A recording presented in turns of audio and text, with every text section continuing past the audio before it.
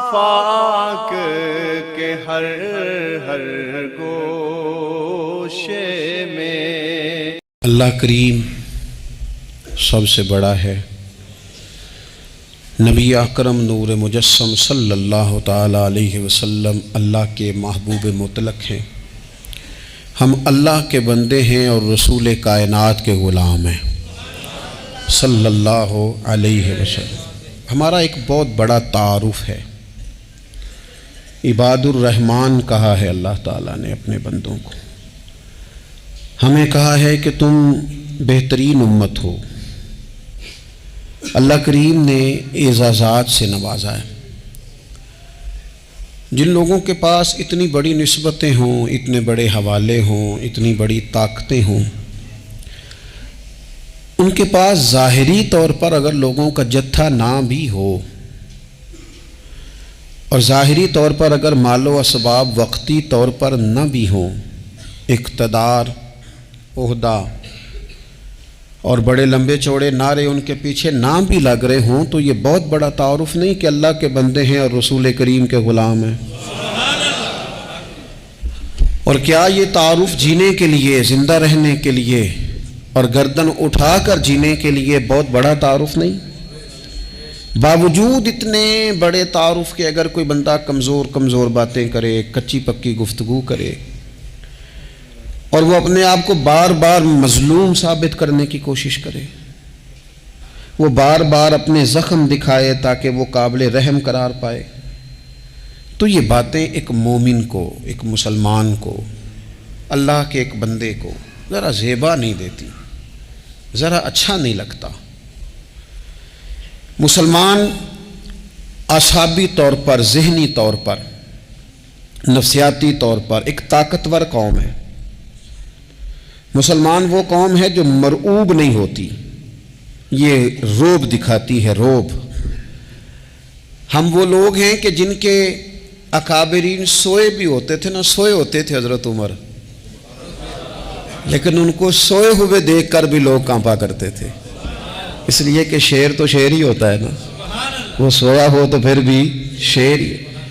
تو میں کچھ عرصے سے اس کمی کو بڑی شدت سے محسوس کرتا ہوں کہ لوگ، یعنی کوئی شخص بھی ملتا ہے تو وہ اس لہجے میں بات کرتا ہے کہ اسے مظلوم مان لیا جائے، قابل رحم مان لیا جائے، اس کی مدد کی جائے، اس پر توجہ کی جائے۔ یہ مسلمان کی شان نہیں۔ آپ سورہ بقرہ پڑھیں گے تو قرآن مجید اصحاب صفہ کی شان بیان کرتا ہے کہ انہیں بڑی حاجت ہے، بڑے ضرورت مند ہیں۔ وہ لوگ تھے جو کئی دنوں تک روٹی نہیں کھاتے تھے، لیکن رب فرماتا ہے کہ میرے محبوب کے مدرسے کے ان طالب علموں کو جو دیکھے گا اسے محسوس ہوگا کہ یہ تو بڑے امیر لوگ ہیں۔ کیوں محسوس ہوگا؟ لا یسألون الناس الحافا، یہ لوگوں سے لپٹ کر سوال نہیں کرتے، کشکول طلب نہیں دراز کرتے، یہ اپنے پردے کو قائم رکھتے ہیں۔ خودداری، عزت نفس، وقار، خودی۔ ہمارے ہاں تیزی سے ان چیزوں کا آج جو ہے وہ یوں محسوس ہوتا ہے جیسے قحط ہو گیا ہے۔ الا ماشاءاللہ، آپ کے زخم دکھانے سے کوئی بھی آپ کا زخم نہیں بھرے گا، بلکہ میں نے تو یہ دیکھا ہے اپنی زندگی میں کہ اچھا بھلے تعلقات چل رہے ہوتے ہیں، آپ کو ذرا ضرورت پڑ جائے تو سامنے والا آنکھیں پھیر لیتا ہے، اسی وقت اس کا ماحول اور اس کے حالات خراب ہو جاتے ہیں۔ اس لیے اپنا سارا بھروسہ، اپنی ساری توجہ، اپنی سوچوں کا مکمل مدار صرف اللہ رسول کی ذات کو بنائیں، اور اس انداز میں بنائیں کہ کون دیتا ہے دینے کو تو چاہیے، دینے والا ہے سچا ہمارا نبی۔ اور یہ ذہن بنائیں زندگی میں کہ رب رسول کی بارگاہ سے 2 قطرے بھی مل گئے تو دنیا بھی بن جائے گی، آخرت بھی بن جائے گی۔ اس لیے ادھر ادھر دیکھنا تھوڑا کم کریں۔ اور بالخصوص آج اپیل کروں گا، استاد اپنے شاگردوں کو، پیر اپنے مریدوں کو، باپ اپنی اولاد کو بڑی بڑی باتوں کا سبق پڑھائے، بڑی بڑی باتوں کا۔ اقبال نے شکوہ کیا ہے، اقبال کہنے لگے شکایت ہے مجھے یا رب خدا بندان مکتب سے، یہ جو انہیں کہتے ہیں کہ جناب پڑھ جاؤ گے تو روٹی اچھی ملے گی، یہ انہیں کہتے ہیں پڑھ جاؤ گے تو کار میں بیٹھو گے، پڑھ جاؤ گے تو کوٹھی بنا لو گے، یہ کیا سبق پڑھا رہے ہیں بھلا؟ ان کو تو تم بڑے بڑے باتیں بتاؤ، انہیں کہو پڑھو گے تو دنیا میں حضور کے دین کا انقلاب برپا کرو گے، تم ان کہو کہ تم پڑھو گے تو تم ایک پورا ملک چلاؤ گے، تم انقلاب برپا کرو گے، اٹھ باندھ کمر کیوں ڈرتا ہے، پھر دیکھو خدا کیا کرتا ہے۔ اقبال کہنے لگے یہ تم کیا سبق پڑھا رہے ہو کہ روٹی صحیح مل جائے گی، چندہ اکٹھا کرنے کا طریقہ آ جائے گا؟ کہنے لگے شکایت ہے مجھے یا رب خدا وندان مکتب سے، سبق شاہی ہے اور بچوں کو دے رہے ہیں خاک بازی کا۔ اڑنے والی تعلیم تھی اور یہ انہیں رینگنے کا سبق پڑھا رہے ہیں۔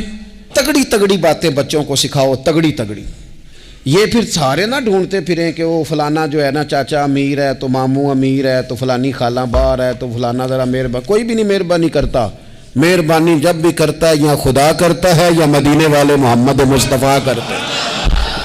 اپنی توجہات کبھی بچوں کو دیکھیں، حضرت لقمان اپنے بیٹے کو کیا کہتے ہیں یا بنی اقم الصلاۃ وامر بالمعروف وانہا عن المنکر۔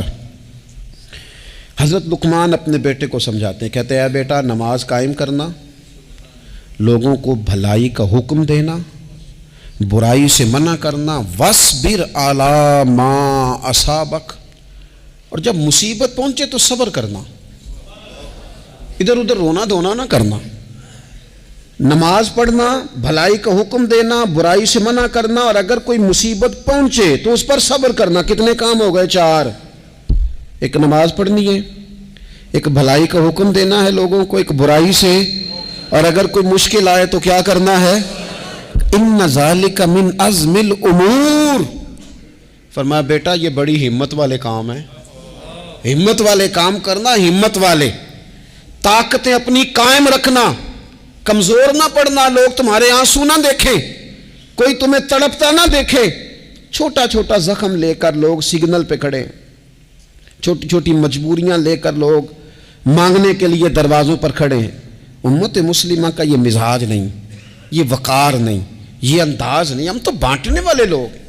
چلے مشکل آ جاتی ہے، زندگی میں ضروریات پڑ جاتی ہیں، قرضہ صحابہ بھی لے لیا کرتے تھے، لیکن یہ جو لہجے آج ہم نے اختیار کر لیے، کمزور ہو جانا، کچا پڑ جانا، غریبی کا رونا، یہ انداز اہل ایمان کا۔ بچوں کو طاقتور ہونا چاہیے۔ میرے نبی کریم صلی اللہ تعالی علیہ وآلہ وسلم نے نا ارشاد فرمایا، ایسا نہیں ہے کہ کوئی بندہ کمزور ہے تو وہ ناپسندیدہ ہے، یہ نہیں فرمایا کہ جو بزدل ہے تو وہ بڑا کوئی کٹا ہوا آدمی ہے، لیکن حضور فرماتے ہیں، صحیح مسلم میں حدیث موجود ہے، حضور فرمانے لگے طاقتور مسلمان نا اللہ کی نظر میں بزدل مسلمان سے زیادہ پیارا ہے۔ طاقتور ہے نا، اس کی شان زیادہ ہے۔ یہ جو با ہمت ہے، با حوصلہ ہے، جس کے اعصاب مضبوط ہیں، یہ رب کریم کی بارگاہ میں باوقار ہے، اللہ کے حضور اس کی قدر ہے۔ اور حضور علیہ الصلوۃ والسلام صحابہ کو دعائیں سکھایا کرتے تھے، اور تعلیم امت کے لیے خود بھی حضور وہ دعا فرمایا کرتے تھے، کہتے تھے اے اللہ بزدلی سے بچا، کنجوسی سے بچا، اے اللہ اس بڑھاپے سے بچا جو انسان کو بڑا پریشان کر دے۔ حضور دعائیں مانگا کرتے تھے۔ دیکھیں بیمار انسان ہو جاتا ہے، اگر وہ سوچے نا رب کی طرف سے ہے تو پھر بیماری کا لوگ بڑا مزہ لیتے ہیں، کیونکہ جب بندہ بیمار ہوتا ہے تو نفسانی خواہشات ساری ختم ہو جاتی ہیں۔ اور میں اکثر دوستوں سے کہتا ہوں کہ بعض چیزیں ایسی ہیں جو وجد میں لے آتی ہیں بندے کو، اگر وہ غور کرے تو۔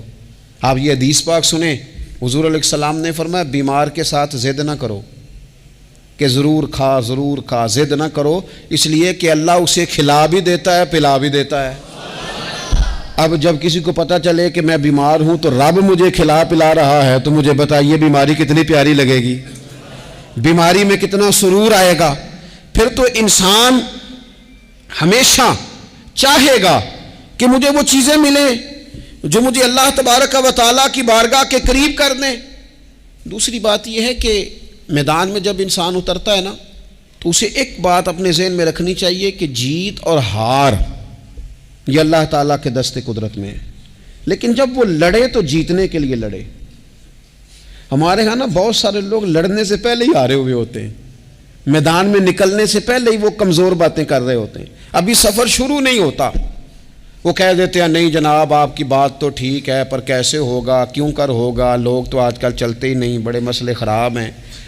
اور پھر کچھ لوگ ایسے ہیں جن کی باتیں سن کر بندے بیک گیئر لگا لیتے ہیں، اور میں نے دیکھا باتیں کرنے والے وہیں رہتے ہیں اور کام کرنے والے کہاں سے کہاں چلے جاتے ہیں۔ یہ یقینی نہیں کہ جیتیں گے، لیکن جب میدان میں اترے نا تو پھر ہمیشہ جیتنے کے لیے اتریں۔ کوشش کریں کہ میں نے اس انداز میں نکلنا ہے کہ میں نے نہ جیتنا ہے۔ حضرت مولا علی شیر خدا کرم اللہ تعالی وجہ الکریم سے کسی بندے نے پوچھا حضور آپ ہر میدان میں کامیاب کیوں رہتے ہیں؟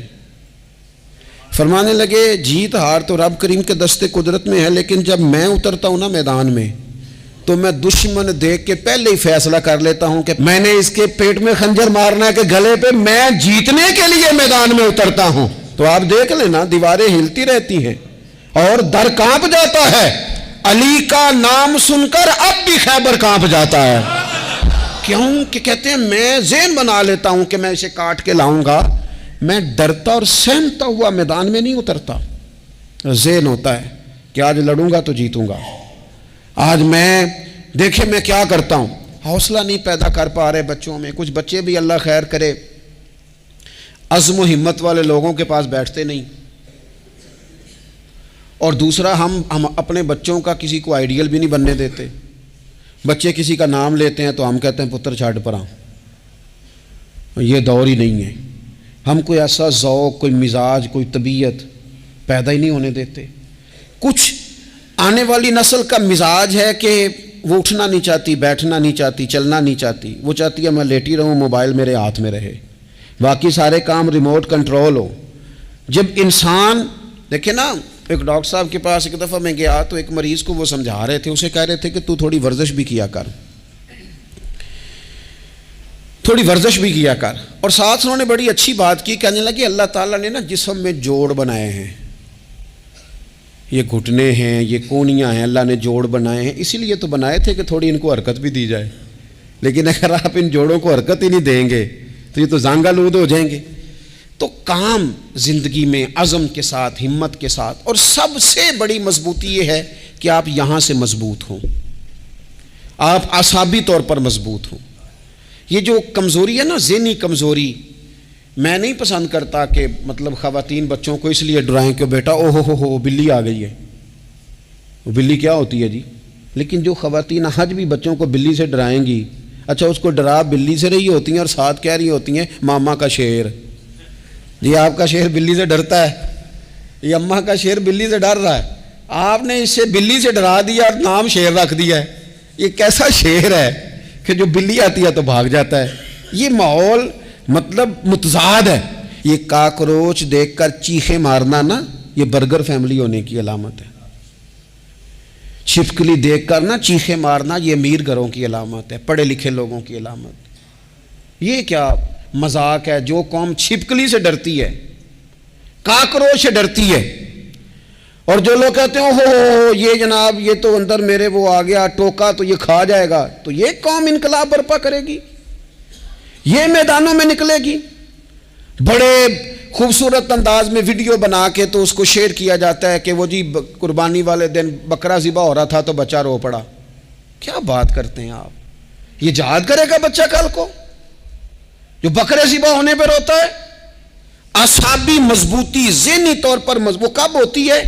جب انسان اخلاقاً مضبوط ہوتا ہے، اس کی طبیعت وزادار ہوتی ہے، اس کا مزاج اسے مضبوط کرتا ہے۔ آپ ایک حدیث دیکھیں، ترمذی میں موجود ہے، حضور علیہ الصلوۃ والسلام نے فرمایا جب اللہ تعالیٰ نے زمین کو پیدا کیا تو زمین ہلنے لگی، تو اللہ نے پہاڑوں کو میخیں بنا کر، قلعے بنا کر زمین میں لگا دیا تو زمین ٹھہر گئی۔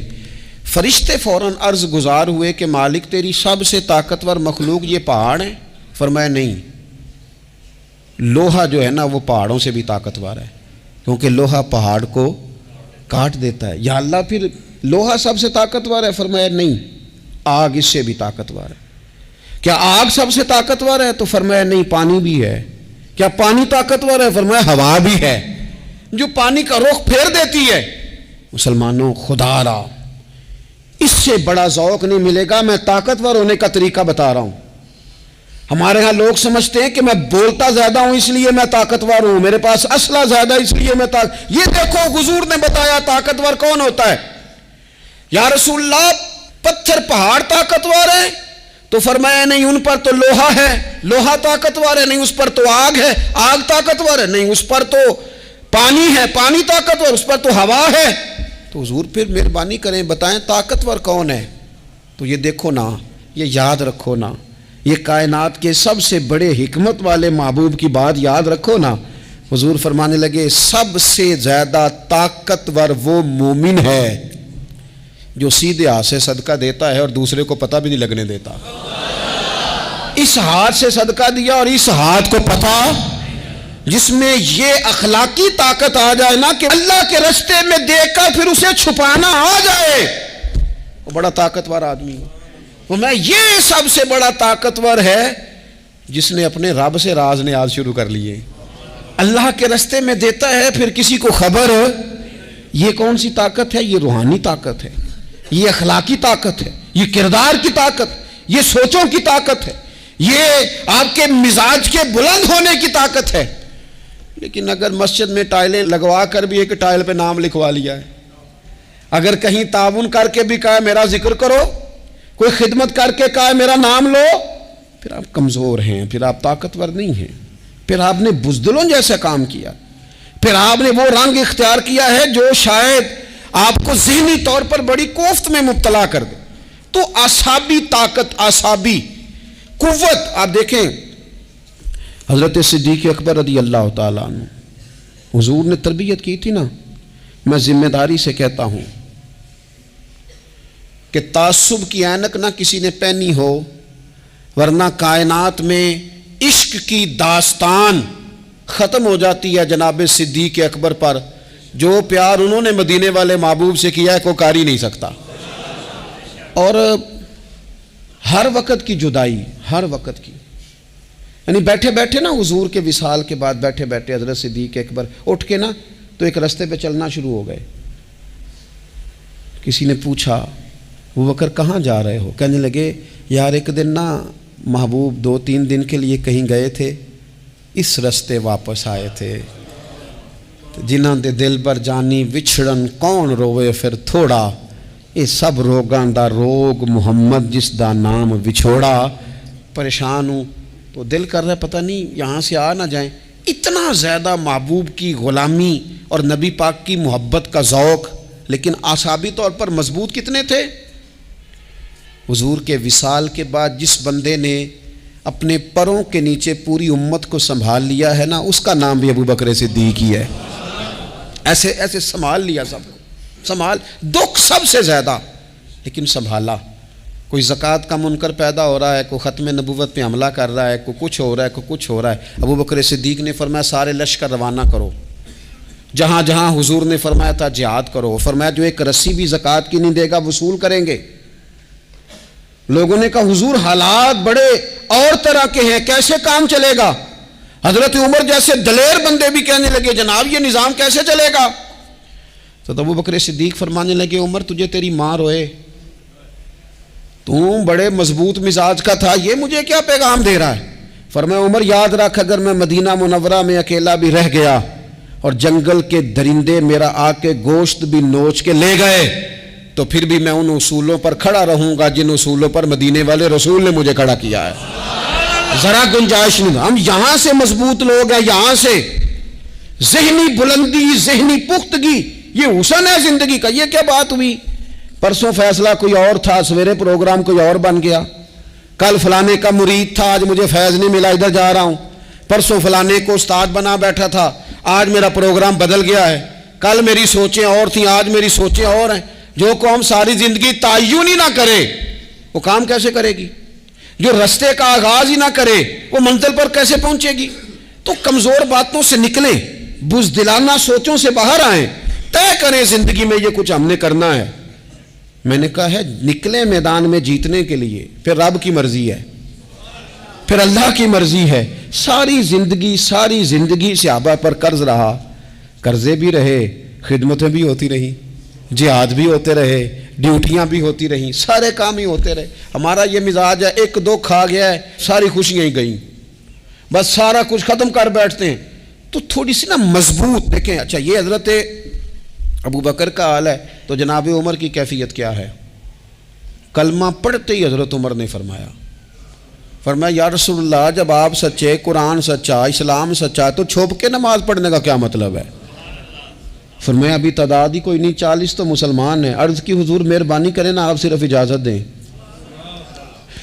20 لوگوں کی صفیں بنا دی گئیں. ایک صف کے آگے حضرت عمر ہیں, ایک صف کے آگے حضرت امیر حمزہ ہیں. جناب عمر کہنے لگے چونکہ آپ اللہ کے رسول ہیں تو لہذا نماز بھی آج اللہ کے گھر میں پڑھی جائے گی. تو حضرت عمر بیت اللہ شریف کے بیچ کھڑے ہو کے نعرہ لگاتے ہیں, فرماتے ہیں میں عمر ہوں, تم مجھے بھی جانتے ہو, میرے باپ کو بھی جانتے ہو, تم میرا قبیلہ بھی جانتے ہو, میں نے پڑھ لیا ہے محبوب کا کلمہ. اب جس نے بچے یتیم کرانے ہو اور اپنی بیوی بیوہ کرانی ہو وہ آئے اور مجھے روکے. یہ محبوب اللہ کے ہیں اور گھر بھی اللہ کا ہے, تو نماز بھی آج اللہ کے گھر میں پڑھی جائے گی. جب تک انسان یہاں سے طاقتور نہیں ہوتا. پھر بات آئی سیدنا عثمان غنی کی. میں پہلا وہاں اونا رنداں تو جنہیں کھلی بغاوت کی تھی, ہے پورا قبیلہ اور طرف ہے. عثمان تیرے گھر میں مال ہے, دولت ہے, وزاداری ہے, لوگ سارے کیا کریں گے؟ والد مخالف, چچا مخالف. حضرت عثمان غنی جیسے آدمی کو پکڑ کے باندھ دیا گیا گھر میں. پر عثمان غنی کہنے لگے میں ان بزدلوں میں سے نہیں ہوں جو محبت بھی کریں اور اظہار بھی نہ کر سکیں, جو دعویٰ بھی کریں اور پھر ان کے اندر طاقت اظہار بھی نہ ہو. فرمایا تم جتنا باندھ سکتے ہو باندھ لو, تم اپنی دولتیں, حکومتیں اور اپنا جاہ و جلال سنبھال کے رکھو, ہم نے تو غلامی کا فیصلہ کر لیا ہے. اور پھر کی غلامی انہوں نے. اور جہاں تک بات ہے شیر خدا حضرت علی المرتضیٰ کی, حضرت علی المرتضیٰ شیر خدا کا تو یہ حال تھا کہ ساری زندگی میدان میں رہے. ایک دن حضور نے صرف فرمایا کہ آج آپ کو نہیں لے کے جانا, آپ تھوڑا نا میرے نائب بن کر, حضور کسی نہ کسی کو نائب بنا کے مدینے میں چھوڑ کے جائے, ایک دن صرف کہا نہیں لے کے جانا. تو حضرت مولا علی رونے لگے, کہنے لگے حضور میں بچوں کے بیچ رہوں, عورتوں کے بیچ رہوں, میری تلوار کو زنگ لگ جائے گا. حضور مجھے تو گھوڑے پہ بیٹھنا پسند ہے. اچھا میں آپ کو ایک اور بات بھی عرض کروں, پہلے بھی میں نے کہا تھا پھر کہتا ہوں, کچھ لوگ پڑھے لکھے ہوتے ہیں بہادر نہیں ہوتے.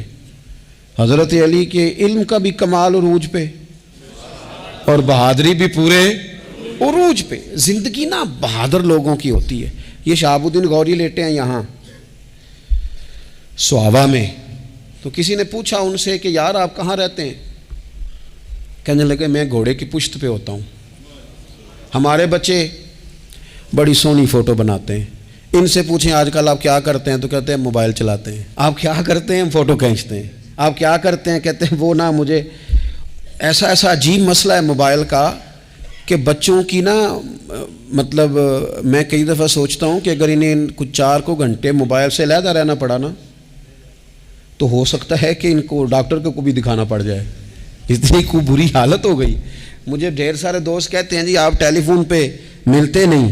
میں نے کہا میں پہلے ملا کرتا تھا جب تک لوگوں کی جیب میں موبائل تھا, جب سے لوگوں نے ہاتھ میں پکڑ لیا نا تو پھر تو ایک دن میں 100 نمبر ملتا ہے, تو پھر آپ کیسے موبائل پہ رہیں گے؟ پھر تو ایک ہی کام ہے, یا فون سنیں گے یا کوئی اور کام کریں گے. تو تھوڑی سی ہمت والی زندگی گزاریں. بزدلانہ باتیں, کمزور باتیں ہمارے بچوں کو بھی کمزور کر دیں گی. یہ کچھ نہیں کر سکیں گے.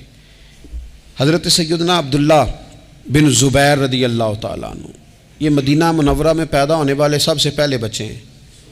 حضرت سیدنا ابو بکر صدیق رضی اللہ تعالیٰ عنہ کے نواسے ہیں.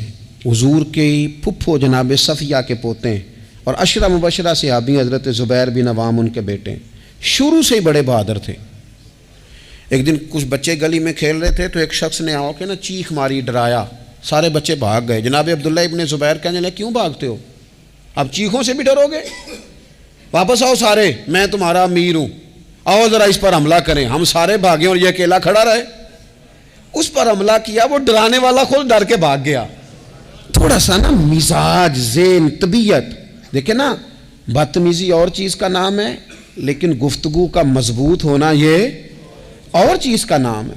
بچوں کو جب پوری طرح یہاں تو ہم ان کو اس قدر زیادہ کمروں میں بند رکھتے ہیں کہ جب وہ نکلتے ہیں باغی ہو جاتے ہیں.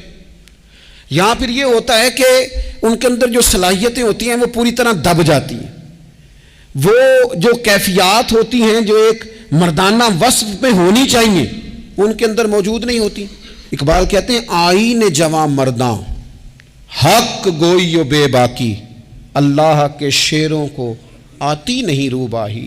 اور یہ جو سہمے دوست ہیں نا بالخصوص غریب طبقے سے، ان سے میں عرض کروں گا کبھی کسی کی گاڑی دیکھ کر مرعوب نہیں ہونا، کبھی کسی کے مہنگے کپڑوں کے روب میں نہیں آنا، کبھی نہیں. حالات کے سہمے ہوئے لوگوں کو بتا دو حالات بدل جاتے ہیں، ایک جیسے نہیں رہتے. کبھی کمزور نہ پڑیں اور جگہ جگہ اپنے دکھ بھی نہ بتائیں، جگہ جگہ اپنے دکھ نہ بتائیں. ہمت کریں. وہ ایک شاعر نے کہا تھا کہ با ہمت لوگ کبھی ہارا نہیں کرتے، یہاں وہ جیت جاتے ہیں یہاں کچھ سیکھ جاتے ہیں. وہ نا میدانوں میں رہتے ہیں. کمزور نہ پڑیں. یہ جو اتنا لمبی لسٹ بن گئی ہے نا، اتنی لمبی لسٹ مانگنے والوں کی، اتنا لمبی فہرست ہو گئی ہے ہر سگنل پہ، ہر چوک میں، ہر رش والی جگہ پہ. یہ بتاتی ہے کہ لوگ اس کو آر ہی نہیں سمجھتے، کمزوری نہیں سمجھتے، طاقت والا مزاج. حضرت عمر بہادر تھے تو بہادر لوگوں کو پسند بھی بڑا کرتے تھے. حضرت عبداللہ ابن زبیر چھوٹے تھے، بچوں کے ساتھ کھیل رہے تھے، اور یہ وہی حضرت عبداللہ ابن زبیر ہیں جو بعد میں امام حسین کے قاتلوں کے سامنے ڈٹ کے کھڑے ہو گئے اور انہوں نے اعلانیہ ان لوگوں کا بائیکاٹ بھی کیا اور ان لوگوں کے ساتھ صف آرا بھی ہوئے. حضرت عبداللہ ابن زبیر اور فرماتے ہیں کہ میری ماں 90 سال سے زیادہ عمر تھی حضرت اسماء بنت ابی بکر کی. جب میں نے انہیں کہا نا اماں وقت آ گیا ہے شہادت کا، تو میری اماں مجھے کہنے لگی پتر میدان میں رہنا. میدان میں بکرے کو ذبح ہوتے وقت تکلیف ہوتی ہے، جب اس کی کھال اتاری جائے پھر کوئی تکلیف نہیں ہوتی. ایسے ہی کمزور نہ پڑنا. ہمارے ہاں تو لوگ کہتے ہیں نا پتر اندروں کنڈی لے لا ساڑی نہیں لڑائی. وہ جب ہمارے گھر آگ آئے گی پھر اسے ہم بند کریں گے، ابھی نہ تو بالکل باہر نہ نکلنا. کیسے قوم آگے بڑھے گی؟ جرتیں کیسے پیدا ہوں؟ اور جو کچھ کہہ نہیں سکتے وہ منوائیں گے کیسے؟ جو بات کرنے کی طاقت نہیں رکھتے وہ اپنا منوائیں گے کیسے؟ حضرت عبداللہ ابن زبیر رضی اللہ تعالیٰ عنہ اپنے دوستوں کے ساتھ گلی میں کھیل رہے تھے، جناب عمر فاروق آ گئے. اب حضرت عمر فاروق کا جلال تھا، بچے ان کو دیکھ کے دوڑ گئے. حضرت عبداللہ ابن زبیر کھڑے ہیں. حضرت عمر قریب آئے، کہنے لگے پتر آپ کیوں نہیں دوڑے؟ حضرت عبداللہ ابن زبیر چھوٹے سے ہیں، کہنے لگے جی کیوں میں دوڑتا، میں نے کوئی جرم کیا ہے؟ کوئی میں نے غلطی کی ہے؟ بھلا کیوں دوڑوں؟ آرام سے کھیل رہے ہیں اور نہ ہم نے کوئی رستہ بند کیا، جگہ ہے آپ نے گزرنا تو گزر جائیں. چاہیے تھا نا حضرت عمر ناراض ہوتے، پر جناب عمر نے ماتھا چوم لیا. کہنے لگے کیا بات ہے بیٹا، ان چیزوں پر ذرا قائم رہنا. کہنے لگے جرم کیے، کیا مطلب ہے اس بات کا کہ فلانا ہے تو دوڑ جا؟ کیوں دوڑیں جی؟ تو ہم نے جو قوم کو سکھانا شروع کیا ہے نا، دیکھیں فقر اور چیز ہے، درویشی اور چیز ہے، سادگی، لیکن ظلم سہنا اور چیز ہے. دنیا میں قتیل اس سا منافق نہیں کوئی جو ظلم تو سہتا ہے بغاوت نہیں کرتا. اپنی زندگی میں عزم کو، ہمت کو، نظریے کو بلند کریں، مظلومانہ مزاج نہ پیدا کریں، بلا وجہ دکھ سنا کے اپنے آپ کو کمزور نہ کریں. یاد رکھیں اگر ہم اپنے دکھ کسی کو سنا رہے ہیں اور اپنے آپ کو بڑا غریب ثابت کر رہے ہیں تو ایسا نہ ہو کہ ہمارے بچے اس کا برا اثر لے جائیں. خودداری سے جینا سکھائیں، عزت نفس سکھائیں. ہر وقت گھر کے اندر، کلاس کے اندر، اپنے دوستوں کی جمعیت کے اندر کمزور باتیں نہ کریں، رو دھو کے وقت نہ گزاریں. رونے سے بھی رات گزر جاتی ہے، ہنسنے سے بھی رات گزر جاتی ہے، ناشکری سے بھی دن بیت جاتا ہے اور شکر سے بھی. لیکن بس بات اتنی ہے کہ شکر والوں کا ذرا صحیح بیت جاتا ہے، ہنسنے والوں کا ذرا صحیح بیت جاتا ہے.